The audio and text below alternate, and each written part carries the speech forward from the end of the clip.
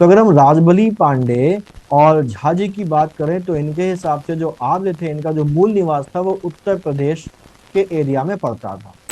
ध्रुवा मध्यमा प्रतिष्ठादिक बेसिकली उत्तर प्रदेश और हरियाणा में विस्तारित है। पूर्वी सीमा है वो इलाहाबाद के पास एक जगह है काकलवन, वहां तक थी। और इसी ध्रुवा मध्यमा प्रतिष्ठादिक को मध्य देश के नाम से भी जाना जाता था। ये जो पांचाल राज्य है ये उत्तर प्रदेश में आज के बरेली, बदायूं और फर्रुखाबाद जिलों में फैला हुआ था। अब क्योंकि हम ये टॉपिक जीएस पेपर 5 के कंटेक्स्ट में पढ़ रहे हैं जो कि यूपी स्पेशल से रिलेटेड है, इसलिए हम केवल उन्हीं बातों पर फोकस करेंगे जो उत्तर प्रदेश से संबंधित हैं।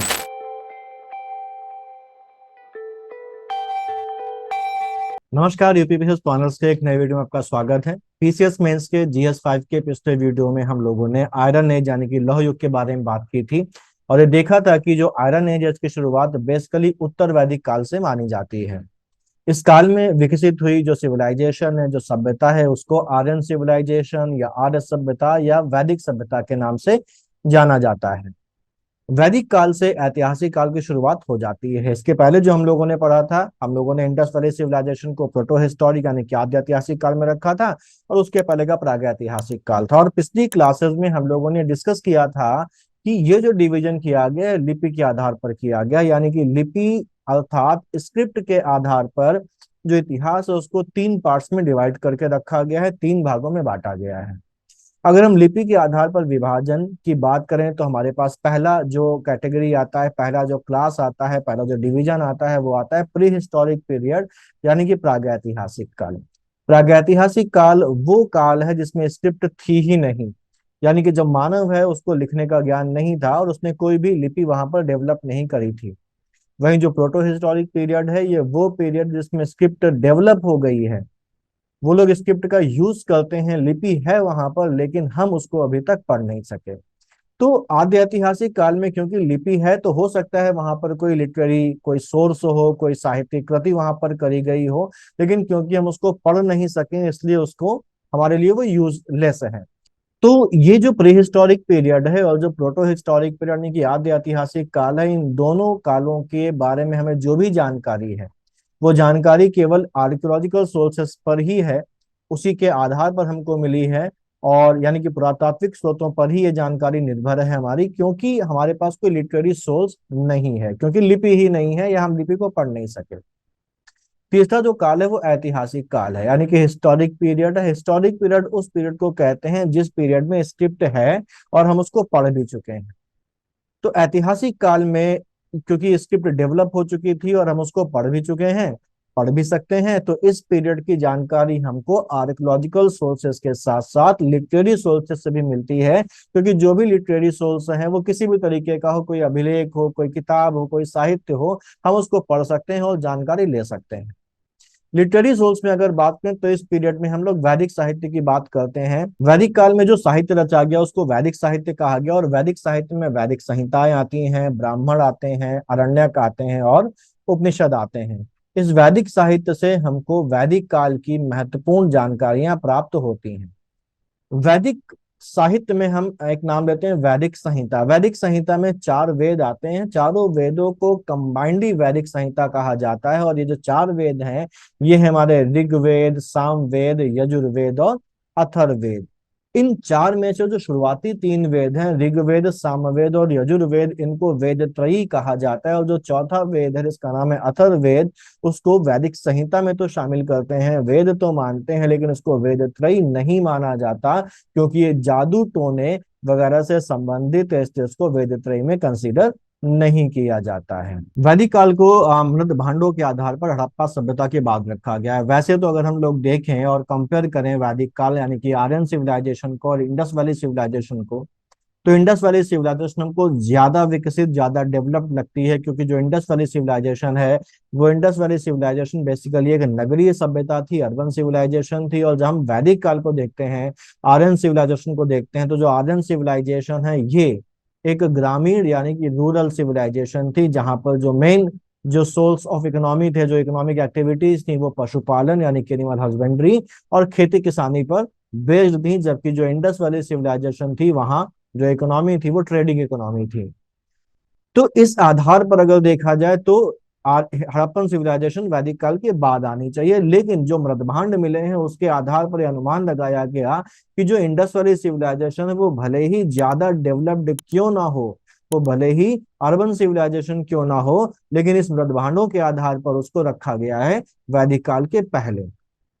और ये माना जाता है कि ये जो आर्य हैं, वैदिक सिविलाइजेशन के जो लोग हैं, ये बाहरी थे और ये भारत के बाहर से प्रवास करके भारत आए। और उनके आने को सिंधु सभ्यता के पराभव के, सिंधु सभ्यता के डिक्लाइन की एक वजह माना जाता है। लेकिन वो कहाँ से आए और बाहरी थे भी या नहीं, इस बारे में अलग अलग स्कॉलर्स का, अलग अलग विद्वानों का अलग अलग मत है। अब क्योंकि हम ये टॉपिक जीएस पेपर 5 के कंटेक्स्ट में पढ़ रहे हैं जो कि यूपी स्पेशल से रिलेटेड है, इसलिए हम केवल उन्हीं बातों पर फोकस करेंगे जो उत्तर प्रदेश से संबंधित हैं। बाकी इस टॉपिक को तो हम लोग डिटेल में एंशिएंट हिस्ट्री में पढ़ चुके हैं। अब मैक्स मुलर, स्वामी दयानंद सरस्वती और बाल गंगाधर तिलक जैसे जो विद्वान हैं, उन्होंने आर्यों को भारत के बाहर से आया माना है। लेकिन उनके अलावा कई विद्वान ऐसे भी हैं जिनके अनुसार आर्य बाहर से नहीं आए थे और वो मूलतः भारत के ही थे, जिनमें राजबली पांडे के अनुसार आर्यों का जो मूल निवास है वर्तमान उत्तर प्रदेश और बिहार के इलाके थे। गंगानाथ झा एक और स्कॉलर हैं जिन्होंने ये कहा है कि आर्यों का जो मूल निवास था वो ब्रह्मर्षि देश था। वैदिक साहित्य में ब्रह्मर्षि देश गंगा यमुना के दोआब को कहा गया है, यानी कि वो इलाका जिसका अधिकांश भाग उत्तर प्रदेश में पड़ता है।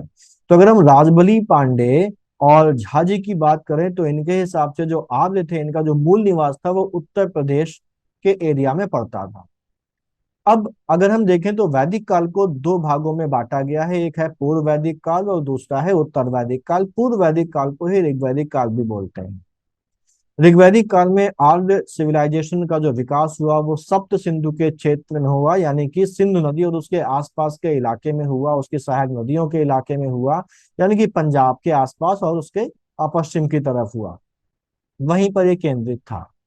अगर हम उत्तर वैदिक काल की बात करें तो उत्तर वैदिक काल में आर्य सभ्यता का विस्तार गंगा यमुना के दोआब में हुआ। तो अगर हम यूपी स्पेशल में वैदिक सिविलाइजेशन को पढ़ते हैं तो ऋग्वैदिक काल के एरा में हमारे पास ज्यादा कुछ पढ़ने के लिए नहीं है। क्यों? क्योंकि ऋग्वैदिक काल में आर्य जो है वो इस एरिया में शिफ्ट ही नहीं हुए थे, उनका मूवमेंट नहीं हुआ था। और यहाँ पर जब हम लेटर वैदिक पीरियड में आते हैं तो जो आर्यन सिविलाइजेशन उसका एक्सटेंशन गंगा यमुना दोआब में हुआ। और हम लोगों ने भी कुछ देर पहले बोला कि गंगा यमुना जो दोआब है उसी को जो वैदिक लिटरेचर है, वैदिक साहित्य, उसमें ब्रह्मर्षि देश कहा गया। तो इसको ध्यान रखिएगा कि जो वेद हैं, जो वैदिक साहित्य हैं, उनमें गंगा यमुना के दोआब को ब्रह्मर्षि देश कहा गया है और हिमालय से लेके विंध्य तक के एरिया को आर्यावर्त कहा गया है। ऋग्वेद में कुल 25 नदियों का उल्लेख है। और अगर हम सारी वैदिक संहिताओं को देखें तो कुल वैदिक संहिताओं में 31 जो रिवर्स हैं उनका नाम दिया गया है, जिनमें गंगा और यमुना का भी नाम है। और अगर हम वैदिक संहिताओं की बात करें तो वैदिक संहिताओं में गंगा का उल्लेख एक बार हुआ है और यमुना का उल्लेख 3 बार किया गया है।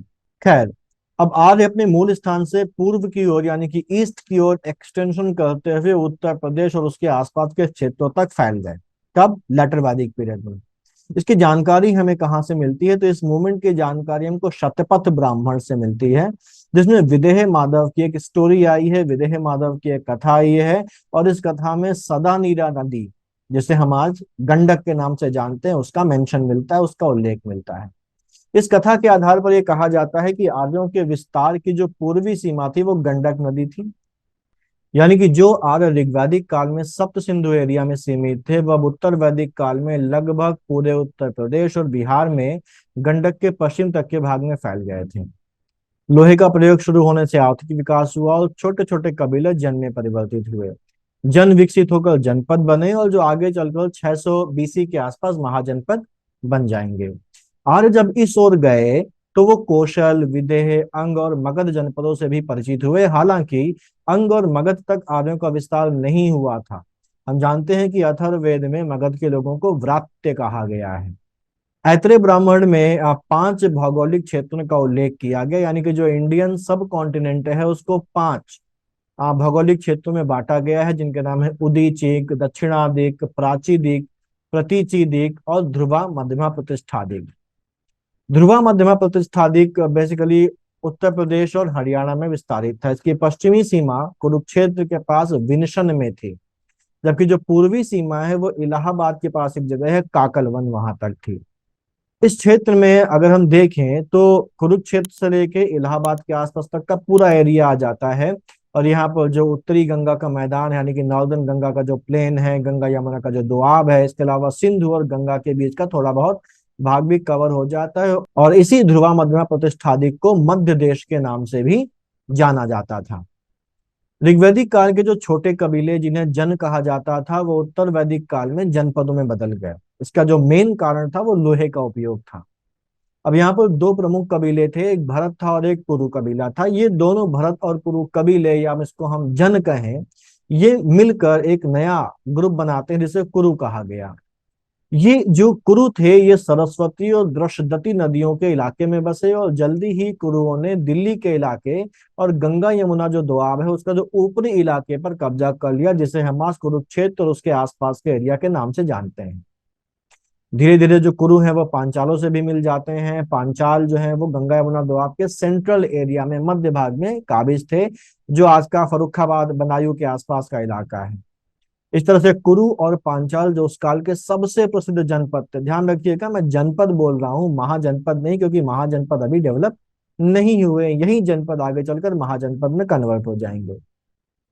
तो कुरु और पंचाल जो उस काल के सबसे प्रसिद्ध जनपद थे, वो दोआब के ऊपरी और मध्य भाग में फैले हुए थे। कुरु और पंचाल को ही शतपथ ब्राह्मण में वैदिक सभ्यता का सर्वश्रेष्ठ रिप्रेजेंटेटिव यानी कि प्रतिनिधि कहा गया है, और आर्य संस्कृति की धुरी कहा गया है। कुरु को भारतीय इतिहास का पहला राज्य माना जाता है। इसकी जो पहली राजधानी थी वो आसंदीवत थी, जो कुरुक्षेत्र के आसपास के इलाके में पड़ती है। बाद में इंद्रप्रस्थ हस्तिनापुर को उसकी राजधानी बनाया गया, जो उत्तर प्रदेश के मेरठ जिले में पड़ता है। छंदोग्य उपनिषद के अनुसार कुरु राज्य में ना तो कभी अकाल पड़ा और ना ही कभी ओले पड़े। अगर हम यहाँ के प्रमुख शासकों की बात करें तो यहाँ के जो प्रमुख शासक हैं वो है वल्लिक, परीक्षित, जनमेजय और निचच्छू। इतिहासकार विट्जेल के अनुसार जो परीक्षित हैं, उन परीक्षित ने और परीक्षित के पुरोहितों ने ही सबसे पहले उत्तर वैदिक काल की जो साहित्यिक रचनाएं हैं उनका विधिवत संकलन करना शुरू किया था। पांचाल की अगर बात करें तो क्रीवी और तुर्वस जो कबीले थे या जन थे, इन्होंने मिलकर पांचाल का निर्माण किया, पांचाल जनपद बसाया। ये उत्तर वैदिक काल का सबसे विकसित राज्य था, जिसकी राजधानी कामपिल्ली थी।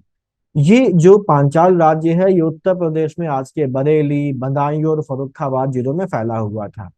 यहाँ के शासकों में अगर देखा जाए तो प्रवाहन जाबाली, आरुणी, श्वेत केतु, शोण सात्रा शाह यहाँ के प्रमुख शासक थे, जिनमें से शोण सात्रा शाह ने एक अश्वमेध यज्ञ भी करवाया था। काशी की भी जो है वो मिलता है, उल्लेख मिलता है, और वैदिक साहित्य में यहाँ के राजा अजातशत्रु का नाम हमको देखने को मिलता है। हम लोग पिछली क्लास में भी देख चुके हैं और आज भी हम लोगों ने इसकी बात की कि उत्तर वैदिक काल से ही लौह युग की शुरुआत होती है। और चित्रित धूसर जो मृदभांड हैं, जो पेंटेड ग्रेवियर, हमारे जो पॉटरी है, उसका संबंध भी उत्तर वैदिक काल से है। तो इसीलिए उत्तर वैदिक काल को हम बेसिकली लौह युग के नाम से भी जानते हैं, और इसको पीजीडब्ल्यू सिविलाइजेशन यानी कि चित्रित धूसर मृदभांड संस्कृति के नाम से भी कभी कभी पुकारा जाता है। अगर हम बात करें तो अभी तक लगभग 1000 पीजीडब्ल्यू साइट्स हमको मिल चुकी हैं, जिनमें से लगभग 40% साइट्स हरियाणा में मिली हैं। उत्तर प्रदेश में भी कई सारी हमको पीजीडब्ल्यू साइट्स मिली हैं, जिनमें अहिछत्र, मथुरा, कौशाम्बी और कंपिल जो है वो इंपॉर्टेंट साइट्स हैं। लोहे का जो सबसे पहला वर्णन हमको मिलता है वो अथर्ववेद में मिलता है, जिसमें लोहे को कृष्ण अयस और श्याम अयस कहा गया है। माना जाता है कि पश्चिमी उत्तर प्रदेश में 1000 बीसी पहले और पूर्वी उत्तर प्रदेश में 700 बीसी के आसपास लोहे का प्रयोग शुरू हुआ। तो पश्चिमी उत्तर प्रदेश में लोहे का प्रयोग पहले शुरू हुआ, और जो पूर्वी उत्तर प्रदेश है उसमें लोहे का प्रयोग बाद में शुरू हुआ। क्यों? क्योंकि लोहे का इस्तेमाल शुरू करने वाले कौन लोग थे? लेटर वैदिक पीरियड के आर्यंस थे।